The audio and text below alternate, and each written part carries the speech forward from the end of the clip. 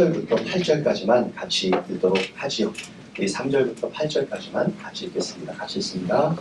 그러나 씨를 뿌리는 자가 뿌리러 나가서 뿌릴새 더러는 길가에 떨어지매 새들이 와서 먹어버렸고 더러는 흙이 얇은 돌밭에 떨어지매 흙이 깊지 아니하고 곧 싹이 나오나 해가 노는 위에 타서 무리가 없어졌으므로 말랐고 더러는 가시떨기에 떨어지매 가시가 자라 기운을 받음으로 결실하지 못하였고 더러는 좋은 땅에 떨어지매 자라 무성하여 결실하였으니 30배나 60배나 100배가 되었느니라 하시고. 아멘. 오늘 본문은 참 흥미로운 장면이 나오지요. 예수님께서 바닷가에서 말씀을 전하시는데 성경은 모인 사람들의 규모를 이렇게 말해요. 큰 무리가 모여들었다. 이 말을 헬라어 원문으로 보면 오클로스 플레이스토스, 어렵죠. 저도 뭔 말인지 잘 모르는데 이 말을 다시 한국말로 번역해주면 여지까지 성경에 모인 기록된 사람들 중에 제일 많은 숫자가 아마도 이곳에 모였다. 큰 규모의 군중을 말할 때 이 큰 무리라는 말이 쓰였다는 것을 볼 수가 있어요. 예수님께서 바닷가에서 말씀을 전했는데 여지까지 모였던 사람들 중에 진짜 많은 사람들이 예수님 앞에 모였다라고 말하고 이 말씀을 시작해요. 그런데 이상한 점이 하나가 있습니다. 1절을 가만히 다시 보시면 엄청난 인파가 모여서 예수님의 말씀을 들었다라는 말이 나오고 2절부터 8절까지 예수님께서 그 많은 사람에게 비유를 통해서 말씀하셨고 드디어 그 말씀을 끝내셨다라는 장면이 나오게 됩니다. 예수님 앞에 진짜 많은 사람이 모였다면 예수님께서 그들에게 말씀을 전하셨다면 그 다음에 그 사람들의 반응이 있어야 될 것 아니에요. 은혜를 받았다든지 아니면 병이 나았다든지 아니면 정말 마음에 벅찬 감동이 있었다든지 이런 반응이 있어야 되는 거 아닌가요? 여기까지 예수님이 계셨던 곳에는요, 병이 고쳐지고 귀신이 내어 쫓기고 사람들이 예수님의 말씀을 듣고서는 권위 있는 새 말씀이로다 라면서 감탄하곤 했었는데 오늘 말씀 뒤에는 사람들이 예수님의 말씀을 듣고 어떤 반응을 내놓았다라는 증거가 하나도 남아있지 않아요. 다른 때와 마찬가지가 다른 때와 다르게 예수님의 말씀이 끝났는데도 불구하고 너무 조용한 정적이 흐르는 상태가 되었다라고 말씀하십니다. 보통의 저 같으면 이런 상황이라면 얘들아 다시 한번 말할게 라고 말할 것 같은데 예수님도 이 씨 뿌리는 비유를 턱 말씀하시고는 들을 귀 있는 자는 들을지어다 라고 말하고 설교를 끝내세요. 그리고 그 자리를 떠나십니다. 그리고 장면이 바뀌자 그 많던 사람들이 온데간데 없이 사라졌다 라고 성경은 이야기하고 있습니다. 질문 두 가지 드릴까요? 첫 번째, 대체 그 많은 사람들은 다 어디로 갔을까요? 두 번째, 왜 수많은 사람들 중에 예수님의 설교를 듣고 반응을 보인 사람이 한 명도 없을까요? 이 많던 사람들은 다 어디로 갔을까요? 이 수많은 사람 중에 예수님의 그 귀한 설교 말씀을 듣고 왜 한 명도 반응을 내놓지 않았을까요? 여기에 대한 답을 오늘 말씀에서 찾아야 해요. 이 답을 바로 찾기 전에 오늘 예수님이 하셨던 비유의 말씀이 무슨 말씀인지 먼저 해석을 해보고 나가려고 합니다. 오늘 말씀은 4가지 밭에 대해서 나와요. 3가지 몹쓸 밭, 1가지 좋은 밭. 그 얘기가 오늘 읽었던 3절부터 8절까지 말씀에 나와 있다는 거죠. 예수님께서 씨를 뿌리셨는데요. 그 씨를 뿌리는 자가 길가에 뿌리고 돌밭에 뿌리고 가시떨기 나무 아래 뿌리고 좋은 땅에 뿌려서 각각 거기에 떨어졌다라고 말해요.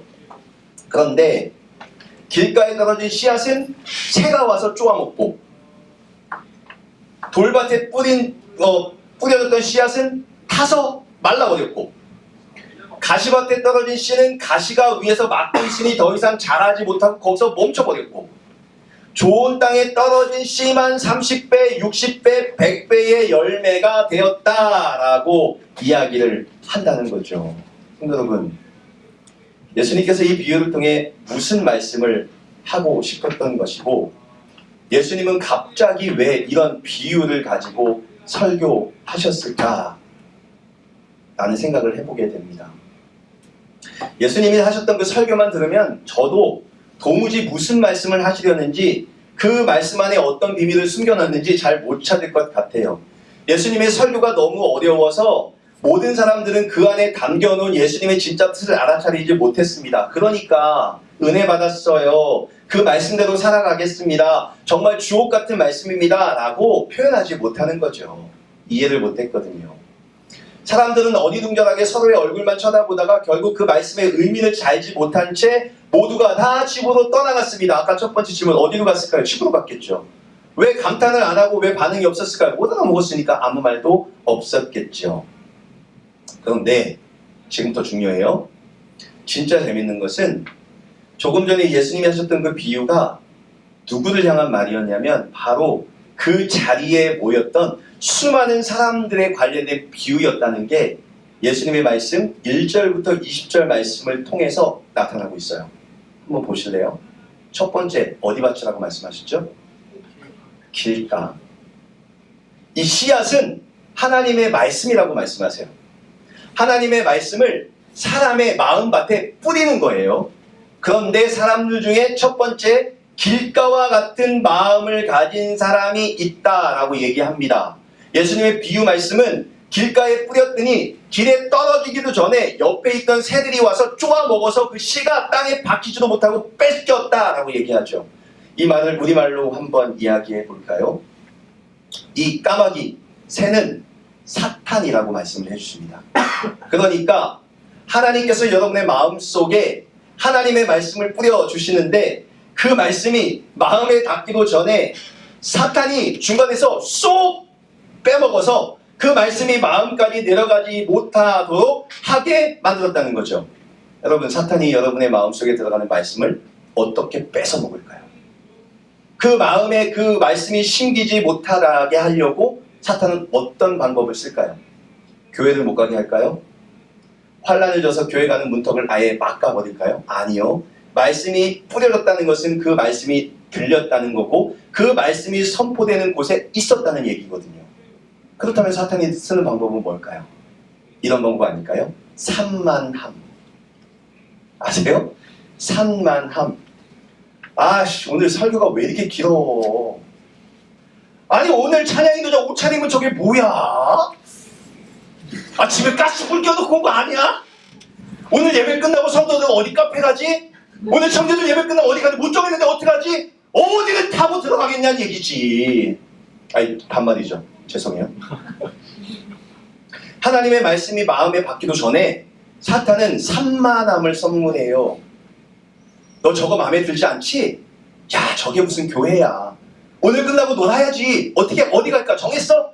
나는 산만한 마음이 마음에 들어. 하나님의 말씀이 귀에 들어와도 그 마음까지 들어가는 중간에 차단하는 거죠. 쪼아 먹는 거예요. 그 말씀이 지금 중요한 게 아니잖아. 이게 산만함입니다.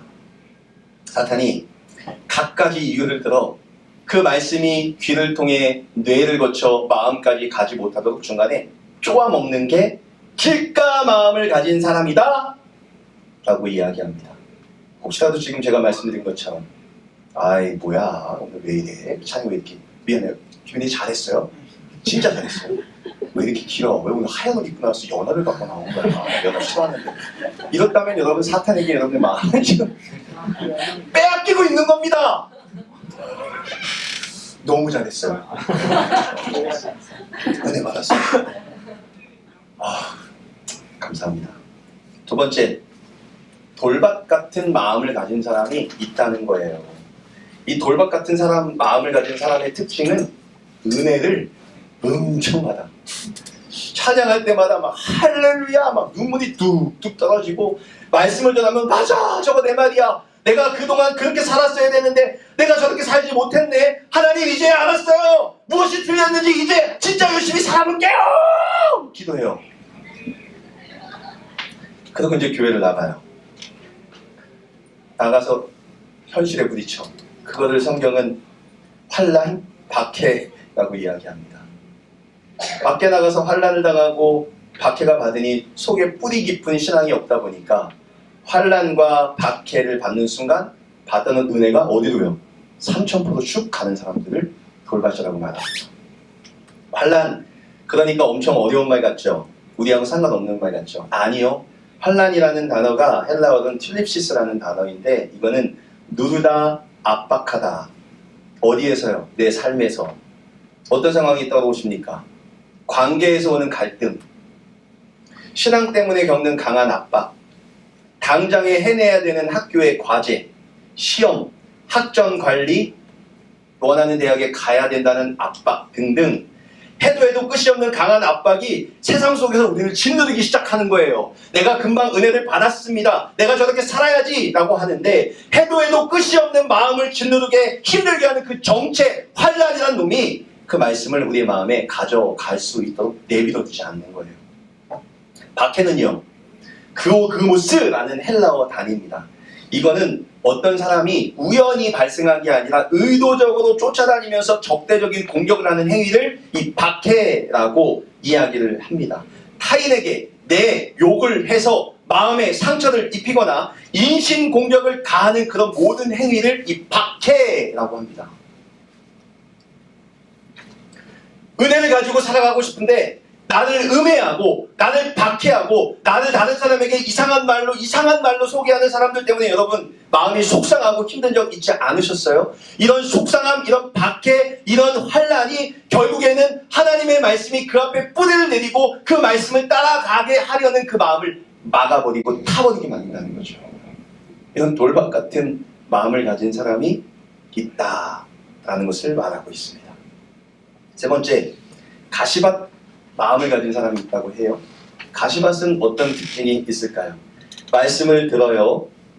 말씀을 듣는데 여기 한쪽에는 말씀을 듣는데 한쪽에는 세상의 염려와 재물의 유혹과 기타 욕심이 같이 있는 겁니다. 이 말을 현대 언어로 제가 좀 풀어볼게요. 이래요. 가시떨기 마음을 가진 사람들은 말씀을 거부하지 않습니다. 말씀은 맞다고 인정합니다. 하지만 동시에 이 시대가 만들어내는 수많은 염려들, 돈이 나를 안전하게 해줄 것이라는 속임, 그리고 온갖 욕망이 마음 안에 들어가 있습니다. 그래서 이렇게 말합니다. 말씀이 맞긴 한데 지금은 현실이 더 급하지. 다 알아요. 은혜도 받았습니다. 그 말씀이 다 맞는 건 알아요. 그런데 목사님, 현실이 더 급하죠. 그 말씀은 순간 버려지지 않아요. 마음속에 남아있어요. 그런데 그 말씀이 숨을 쉬지 못하는 거예요. 왜요? 내 염려와 세상에 대한 욕심이 더 많아서 그 말씀이 자라지 못하도록 가시로 각각 누르고 있거든요. 더 이상 자라지 못하도록 옥죄는 그 상태, 그것이 바로 마음밭에 가시가 있는 사람들이다라고 이야기를 합니다. 여러분은 어디에 속하시나요? 1번, 산만한 마음 때문에 말씀이 떨어지기 전에 빼앗겨버리는 사람. 2번, 환난과 박해 때문에 금방 받았던 은혜를 싹 금방 잊는 사람. 세 번째, 하나님의 말씀이 맞다는 것도 알지만 세상에 있는 내 것을 버리지 못해 그거 먼저 해놓고 하나님 말씀 따를게요 라며 가는 가시밭 같은 사람. 우리 드리머스 교회에는 이런 사람이 없을 거라고 저는 확신해요. 왜냐하면 마지막 네 번째 밭이 남았기 때문입니다. 도대체 좋은 밭을 가진 사람은 어떤 사람일까요? 길가도 아니고 돌밭도 아니고 가시밭도 아닌 좋은 밭은 과연 무엇을 말할까요? 결론부터 말하자면 좋은 밭을 가진 마음을 가진 사람은 문제나 문제나 환난이 없는 사람이 아니에요. 그 사람도 여전히 세상 속에 살면서 박해도 있고 환난도 있고 염려도 있고 욕심도 있습니다. 한번 보세요. 길가, 돌밭, 가시밭, 좋은 밭, 마음을 가진 사람이 다 한 곳에 모여서 똑같은 씨앗을 받았다라는 증거가 나오잖아요. 그렇죠? 말씀을 길가에 씨앗을 뿌렸어요. 씨 뿌리는 자는 모두에게 동일하게 말씀을 뿌립니다. 저도 여러분에게 동일하게 하나님의 말씀을 드린다는 거죠. 흥미로운 건 좋은 것 맞으면 마음을 같이 가진 사람들도 다른 사람들과 똑같은 세상 속에서 살아간다는 거죠. 그들에게도 사탄이 주는 방해가 있을 수 있고 환난이나 박해의 공격이 있을 것이고 재물의 유혹에 그대로 노출되어 있는 것이 사실입니다. 여전히 똑같은 환경에 살아가요. 그러나 좋은 밭을 가진 사람들만이 가진 특징 하나가 있는데 그게 뭘까요? 20절 말씀을 보면 좋은 땅에 뿌려졌다는 것은 곧 말씀을 듣고 받아 30배나 60배나 100배의 결실을 맺는 자니라 하는 자니라. 어떤 특징이 있나요? 좋은 밭을 가진 사람의 특징은 뭔가요? 똑같이 길가나 아니면 가시밭이나 아니면 돌밭과 같은 똑같은 세상 속에 살아가는데 이 좋은 밭을 가진 사람의 특징은 뭐가 다르기 때문에 도무지 사람들이 갖지 못하는 좋은 열매를 맺는다는 말이죠. 보이세요? 뭐예요? 첫 번째, 말씀을 들어요. 듣는 거 다 똑같아요. 여러분 다 듣고 있어요. 그런데 두 번째, 진짜 중요한 게 뭐예요? 두 번째가 뭐예요? 받아. 뭘 받아 받기는 이 받아. 오늘 좀 헬라어가 많이 나오죠. 죄송해요. 헬라어 파라데코마이라는 단어입니다. 이 말은 뭐냐면 도망 못 가게 끄끌한다. 30배, 60배, 100배에 맞는 좋은 땅을 가진 사람들의 특징은 뭐냐면 그 말씀이 마음에 들어오면 그 말씀이 도망가지 못하도록 꼭 끌어안고 나와 함께 하자. 어서 오세요. 기다렸어요. 그리고 냉큼 까나다 버립니다. 이제 다른 데 못 갑니다. 내가 그 말씀을 소유하고 놓아주지 않을 거예요. 그 말씀을 꼭 안아서 허그하고 있는 상태가 바로 이 바다라는 단어입니다. 진짜 좋은 밭은 말씀이 스쳐 지나가지 않도록 말씀이 내 안에 머물도록 살 수 있도록 그 말씀을 꼭 잡고 있는 그 상태가 바로 좋은 밭을 가진 사람들의 특징이다라고 말을 합니다. 그런데 그러면 여러분 질문 하나, 이제 마지막 설교로 가기 위한 질문 하나. 그럼 여러분 어떻게 하실 거예요? 하나님의 말씀을 듣고 받아. 어떻게 받는 거예요? 어떻게 끌어안는 거예요? 우리 자녀들처럼 눈에 보이는 거라면 끌어안고 안아주면 되겠죠, 힘으로. 하나님의 말씀을 어떻게 받아서 끌어안고 계실 건가요? 너무 크죠? 너무 막연하죠? 근데 감사한 건 오늘 말씀에 끌어안는 법, 그 말씀을 받는 법이 또 나와 있어요. 아주 재밌습니다. 10절 한번 볼까요? 10절 같이 읽습니다. 시작. 예수께서 올라오실 때 함께한 사람들이 열두셔서 그 귀를 내어 뭐가 보이십니까? 끌어안는 법. 수많은 사람들, 여지까지 예수님의 말씀을 들었던 사람들 중에 최대 인파가 모여서 하나님의 말씀을 들었어요. 예수님의 말씀을 들었어요. 그런데 이해도 못했으면서 그냥 고개를 끄덕이고 나머지 사람은 다 돌아갔어요. 그런데 남아있는 소수의 사람과 12명의 제자가 이해를 못했거든요. 그래서 예수님을 찾아가요. 예수님, 사실은요, 아까 제가 고개를 끄덕이면서 듣는 척 했지만 그러나 이해를 못했어요. 예수님, 알려주세요. 저 그거 알고 싶어요. 그 말씀이 뭔데요? 아, 저 정말 그 말씀이 뭔지 이해 못하겠어요. 알려주세요. 그러면 예수님 보통 저 같은 사람이라면 야 임마 잘 들었어야지 왜 또 설교하게? 라고 할 텐데 알았어, 여기 앉아. 일로 앉아. 얘들아, 다시 설명할 테니까 잘 들어. 너 아까 씨 뿌렸다는 거 있지? 그 하나님의 말씀이야. 길가 새 있지? 그거 사탄이야. 돌밭에 있던 그거 있지? 환난과 핍박, 그거 근심. 세상에서 경험하는 그 나의 그 어려운 중이야. 가시밭 그거 뭔지 알아? 너 마음속에 있는 그 세상을 향한 그 유혹이야. 그러니 너의 마음속에는 그런 걸 그대로 간직하고 있다면 봐봐, 저 수많은 사람 중에 돌아간 사람 다 그래서 돌아간 거야. 이해 못했잖아. 이 말씀이 뭔지 모르잖아. 마음까지 가지 못했잖아. 그런데 돌아갔잖아. 그 사람들은 결국은 길가, 돌밭, 가시밭이라는 증거야. 근데 너희들 왔잖아. 나한테 묻고 있잖아. 니네 왜 왔어? 니네 나한테 온 이유는 이 말씀이 뭔지 알고 싶어서 그런 거 아니야? 이 말씀을 마음판에 새기고 싶어서 그런 거 아니야? 이 말씀대로 살고 싶어서 그런 건 아니야? 너희가 정말 나에게 다시 찾아온 거는 이 말씀이 뭔지를 진짜 궁금해서 알아본 거 아니야? 그래서 질문하는 거 아니야? 이게 좋은 밭이야. 모르면 끝까지 들러붙어 있어서 하나님 이 말이 뭐예요? 이거 무슨 말이에요? 나 이거 알고 싶어요. 라고 질문하면서 그 말씀이 귀를 통해 내 마음까지 가도록 그 방법을 허용하는 사람들, 그 사람들이 진짜 좋은 밭이거든. 어려운 거 아니야. 아나? 뭘 아나? 뭘 안긴 뭘 아나? 하나님의 말씀을 궁금해해. 하나님의 말씀을 읽었는데 이해 안 돼? 그러면 너희 주위에는 하나님의 말씀을 잘하는 사람 쫓아가. 목사님, 전사님, 이거 뭐예요? 알려주세요. 저 진짜 이거 알고 싶은데 모르겠어요. 이거 마음에 놓고 싶은데 어떻게 넣는지 모르겠어요. 라는 게 사랑하는 성도 여러분, 그게 않는 겁니다. 그게 하나님의 말씀을 받는 겁니다. 어떻게 알고 있죠?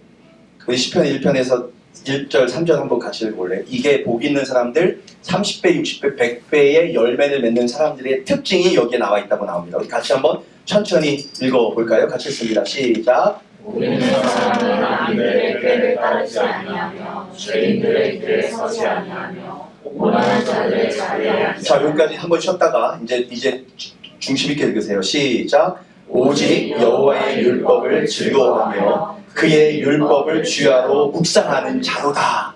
어려운 게 아니에요. 묵상은 뭐예요? 그거를 읽고 그 의미를 깨닫고 그걸 머리를 통해서 마음속에 집어넣는 게 묵상입니다. 언제요? 주야로 왜 봐요? 궁금하니까요. 하나님의 복이 여기 담겨져 있다고 하니 그 말씀이 무슨 의미를 갖고 있는지 매일마다 묵상하며 밤 낮으로 그 말씀을 쳐다보는 사람입니다. 그럴 때 그 사람들에게 어떤 열매가 맺혀지나요? 같이 읽어볼까요? 시작! 그는 시냇가에 심은 나무가 철을 따라 열매를 맺으며 그 잎사귀가 마르지 아니함 같으니 그가 하는 모든 일이 다 형통하리라. 아멘. 여러분의 삶 속에 하나님의 말씀을 듣고 그 말씀을 가슴에 안는, 그 말씀을 받는 그 은혜가 여러분의 속에 있기를 간절히 소망합니다. 그 은혜를 경험한 사람들이 가지고 있는 모든 형통하는 복이 여러분의 삶 속에 임하기를 간절히 소망합니다. 여러분의 삶 속에, 우리의 자녀들 삶 속에, 우리가 몸담고 있는 모든 삶의 영역 속에 하나님이 열매 맺게 하는 30배, 60배, 100배의 형통하는 복이 저희 여러분의 삶 속에 있기를 간절히 소망합니다. 어렵지 않습니다. 하나님의 말씀을 듣고 다 알았어. 도망가지 마세요. 지나치지 마세요. 그 말씀을 마음에 담는 때까지 묵상하세요. 그 말씀을 되짚으세요. 안 되면 그 말씀을 그냥 아예 외워버리세요. 그리고 하루 종일 그 말씀을 외우면서 다니세요. 그렇게 해서 여러분의 마음속에 그 말씀이 사로잡을 수 있도록, 자리 잡을 수 있도록 하는 그런 은혜가 있었으면 좋겠다. 할 수 있을까요? 할 수 있을까요? 이따가 공부하면서 이거 이제 다음 주에 어떻게 실천할지를 한번 우리 함께 나눠보는 시간을 가질 겁니다. 안 하면 그냥 끝나는 거예요. 다른 얘기가 아니라 성경은요, 어쩌면 그 안에 답을 다 담겨두고 있습니다. 오늘 이 말씀도 20절까지 읽으면 이 뭐야? 라고 하겠지만 이미 안에 답이 다 있어요. 아니, 수많은 사람들 중에 그게 궁금해서 남은 사람이 소수 몇 명과 12명뿐이 없다는 게 말이 돼요? 그 말을 하자면 여기에 한 15명, 20분의 성도가 있는데 이해 못했으면서도 예배드렸어 라고 가는 사람은 이해가 안 됐거나 이게 뭐가 되게 아직도 찜찜하게 남았다면 내가 이걸 알아야 이번 주에 하나님의 말씀대로 살 거 아니야 라고 기도하고 고민하고 안 되면 찾아와서 이게 뭐예요? 묻는 그 아주 끈질기게 물어뜯는 그것이 마음에 받는 행위라고 봐요. 찬양 안 할 텐데요, 말씀 앞에서 받는 찬양입니다. 당연히 이 찬양을 우리가 불러야 되겠죠. 우리가 피아노 반주가 연주되는 동안 각자 마음으로 하나님께 고백했으면 좋겠어요. 주님, 말씀이 그냥 스쳐 지나가는 자가 아니라 그 말씀을 꼭 붙드는, 꼭 끌어안는, 그 말씀을 내 마음에 안착시키기 위해서 애를 쓰는 삶을 살게 해주세요. 라는 찬양으로 함께 고백이 되었으면 좋겠습니다. 우리 함께 찬양하고 우리 잠깐 기도하는 시간을 갖도록 하죠.